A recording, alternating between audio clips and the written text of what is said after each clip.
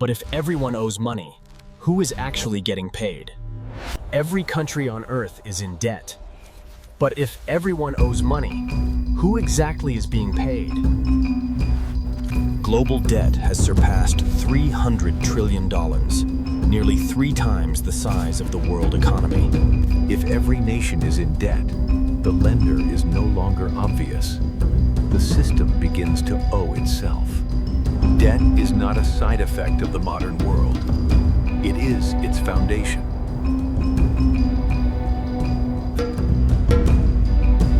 Long before modern banks, debt already shaped human exchange.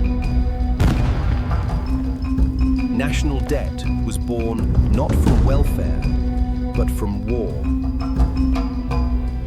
In 1694, a new institution changed money forever, the Bank of England. Government bonds turned state promises into tradable assets. In modern finance, debt signals strength, not weakness. Modern empires extract interest, not gold. Debt is now the most traded product on Earth.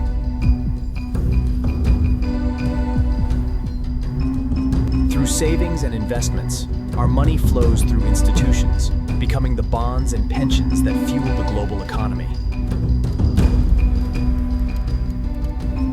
The United States owes more money than any nation in history. Most U.S. debt is owed not abroad, but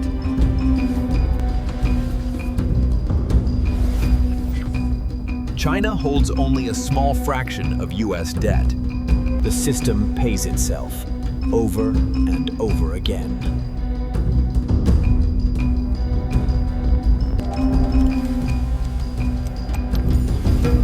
Every nation holds someone's promise.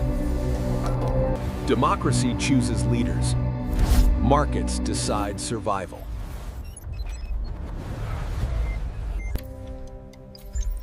Central banks do not merely manage money. They create it. Every dollar, every coin, every digital credit is someone's debt. As long as confidence holds, the system keeps running. when confidence breaks, debt turns into a weapon.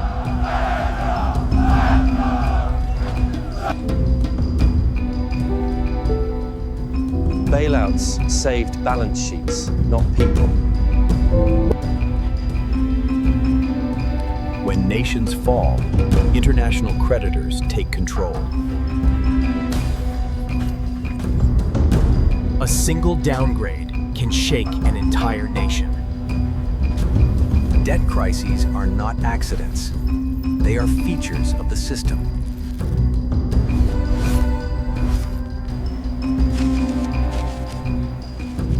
Repeated defaults turn debt into a national curse. When dollars disappear, economies grind to a halt. Bailouts stabilize balance sheets, not livelihoods. Governments plan to roll debt forever, not pay it off.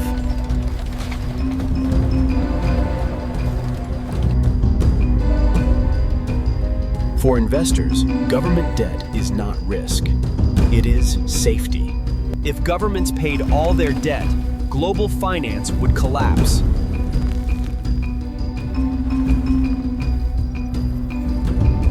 Debt keeps capitalism alive, breathing, and moving. Interest is the price paid to keep the system stable.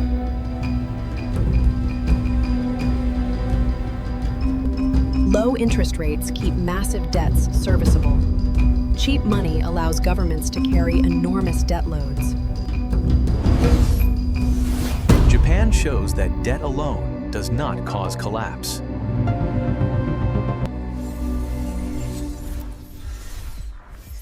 Japan owes its debt mostly to itself. Inflation quietly erodes the real weight of debt.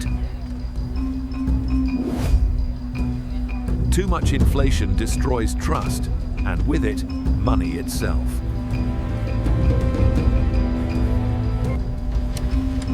Too little inflation freezes debt.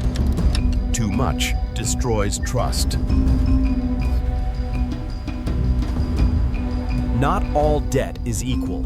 Some nations pay far more to borrow. Borrowing in foreign currency turns exchange rates into threats.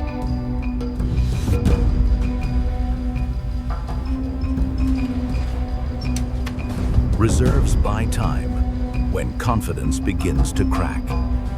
Interest flows upward from taxpayers to capital holders.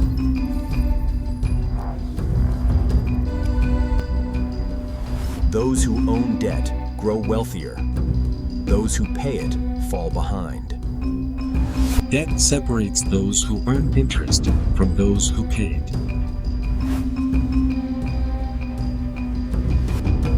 From homes to nations, debt defines modern life.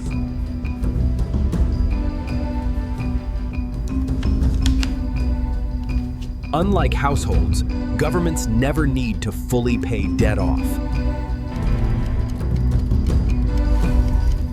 Governments can stretch debt across generations. Debt is not meant to end.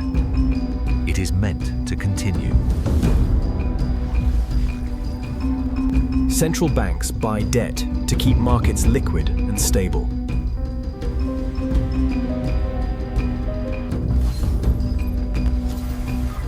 When central banks buy bonds, they create money out of debt. In modern finance, money and debt are the same thing.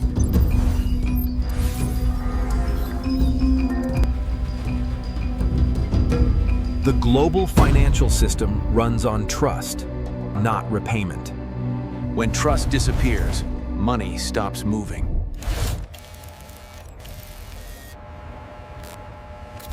When markets seize up, central banks flood the system with money. Collateral keeps the financial plumbing from seizing up.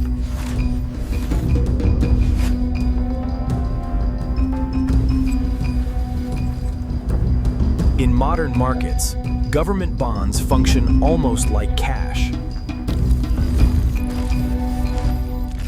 When collateral weakens, the entire system trembles. When no one else will lend, central banks step in.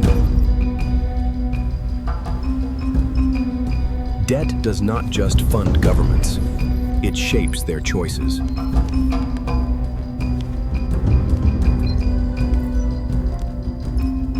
Creditors don't vote, but their reactions matter.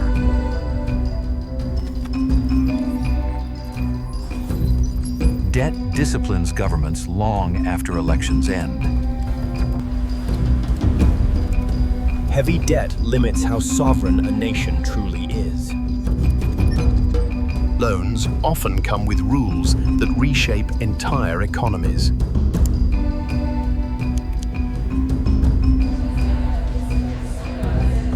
Austerity is often presented as necessity, not choice. Managing debt often means shifting pain onto everyday life. Debt does not end with one generation. It passes forward.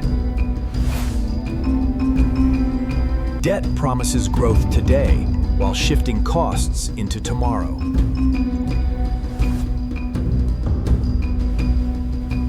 The real question is not how much debt exists, but whether it can be sustained. Growth is the system and only long-term escape from debt. When growth slows, debt becomes heavier.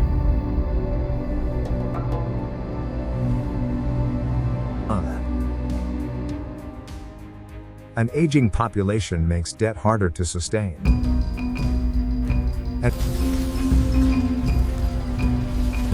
Technology promises growth without adding workers. Technology can boost growth while widening inequality. productivity gains do not automatically translate into shared prosperity. Taxes quietly ensure that debt obligations are met.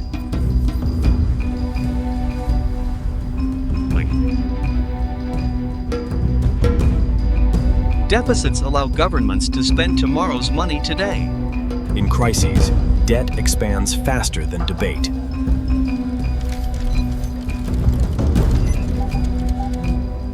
After every crisis, debt steps up to a new normal. The system resets in form, not in scale.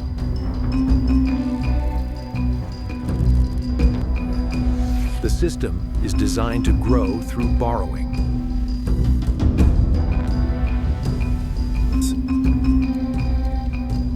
Debt allows governments to promise without paying today. Debt turns short-term political wins into long-term economic costs. Stopping borrowing risks slowdown, backlash, and blame. Markets often reward borrowing and punished restraint. Debt has no hard ceiling, only confidence.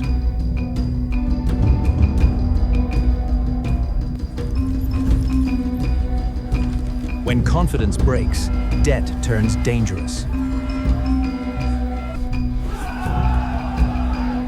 When trust breaks, capital moves faster than governments can react. As currencies fall, debt burdens explode overnight. When confidence collapses, governments restrict the flow of money.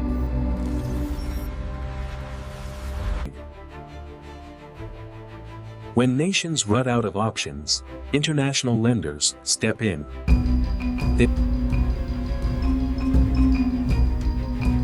Rescue money never comes without strings attached. Austerity moves from spreadsheets to daily life.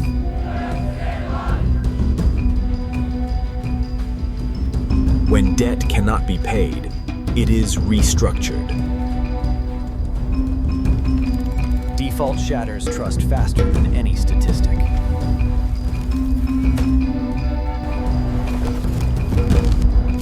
Default doesn't erase debt. It destroys trust. After default, survival comes before growth.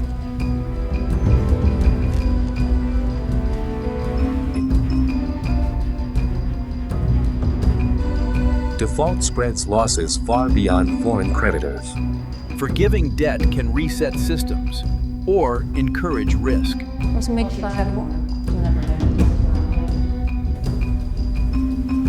The question isn't whether debt can end, but whether the system can change.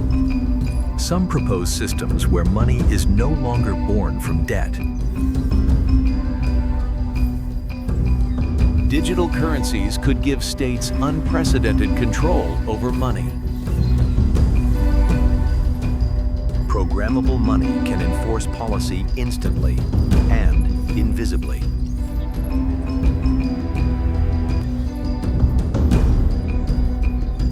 Stability may come at the cost of privacy.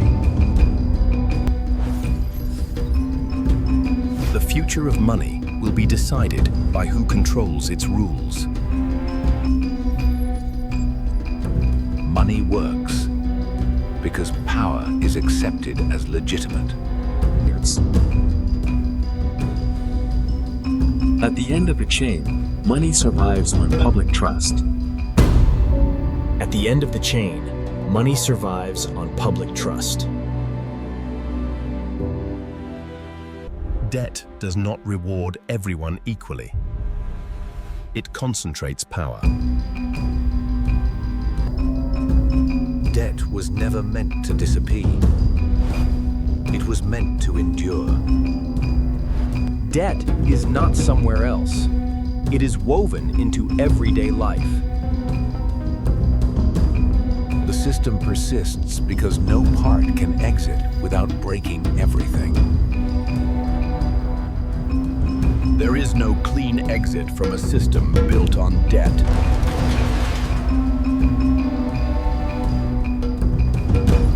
The world owes more money than it can ever repay, because it owes it to itself. Debt may be abstract, but its weight is carried by real people. There are no villains, only incentives built into the system. This system was not chosen. It was inherited. The system can change, but only if enough people decide it should. You cannot change what you do not understand.